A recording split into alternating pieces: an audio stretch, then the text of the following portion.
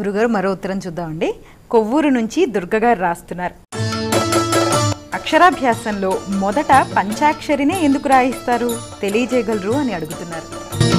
మామూలుగా ప్రతిదానికి కూడా రుజువులు చెప్పడం కంటే కూడా పరంపరగా వచ్చింది.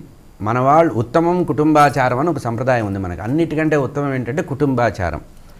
ఈ అక్షరాభ్యాసం చేసే సందర్భంలో గణపతి పూజ చేసి కలశ స్థాపన చేసిన తర్వాత మండపారాధన చేసి ఈ సరస్వతీదేవిని ఉపాసించడం అనే పద్ధతి చెబుతూ ఓం నమ శివాయ అనే దాన్ని విడివిడిగా పెడతారు.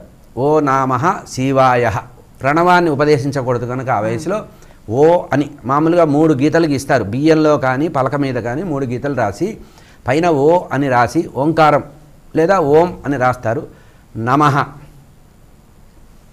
శివాయ ఇట్లా 3 భాగాలుగా చేసి ఓ నమః శివాయ అంటే నమశివాయ అనే మాటను విడదీసి రాసే పద్ధతి ఒకటి ఉంది. మంత్రాన్నే చిన్నప్పుడే చెప్పరు కనుక ఉపనయనం కాకుండా ప్రణవాన్ని ఉపదేశించకూడదు కనుక ఓ నమః శివాయ అని ఓం నమ శివాయను విడదీసి చెప్పారు. ఈ నమశివాయ అనేటువంటి పంచాక్షరిని ఎందుకు పెట్టారు అంటే శివపురాణానికి ప్రమాణం వెళితే 3 లక్షల మహామంత్రాలలో మొట్టమొదటి మంత్రం ఏదంటే నమశివాయ అన్నారు. మనకి 3 లక్షల మహామంత్రాలు ఉన్నాయట శివపురాణ ప్రమాణం రీత్యా. ఈ 3 లక్షల మహామంత్రాల్లో కూడా మొట్టమొదటి మంత్రము ప్రణవంతో కూడినటువంటి నమశివాయ. ఈ నమశివాయలో ఏముందంటే ప్రణవం ఉంది. ఓం అనేటువంటి దాంట్లో నమశివాయ అనేటువంటి అర్థం వస్తుంది కనుక మొట్టమొదటి మంత్రంగా చెప్పబడింది కనుక మనకుండే 3 లక్షల మహామంత్రాల్లో మొట్టమొదటి మంత్రం కనుక అక్షరాభ్యాసం అనేది మొట్టమొదటిగా విద్యకు ప్రారంభం కనుక ఆ మొదటి మంత్రాన్నే మొదటి అక్షరాలు దిద్దబెట్టేటట్టుగా ఉంది.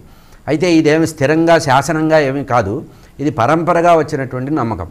ఇక కొంతమంది అష్టాక్షరీ మహామంత్రాన్ని కూడా ఈరోజు రాయించే సంప్రదాయం ఉంది. ఏది ఓం నమో నారాయణాయ అనేటువంటిది కూడా తప్పేమి కాదు. వాళ్ళు అందుకనే ఇందాక చెప్పాను ఉత్తమం కుటుంబాచారం. మన కుటుంబంలో పరంపరగా వచ్చినటువంటి సంప్రదాయాన్ని పాటించాలి. ప్రసిద్ధంగా ఉన్నది బాగా ప్రసిద్ధంగా ఉన్నది అక్షరాభ్యాసం అనేటువంటి గుర్తొచ్చేది ఓం నమ శివాయ. దాన్నే విడదీసి ఓ నామః శివాయ సిద్ధం నమః అనేటువంటిది కలుపుతారు.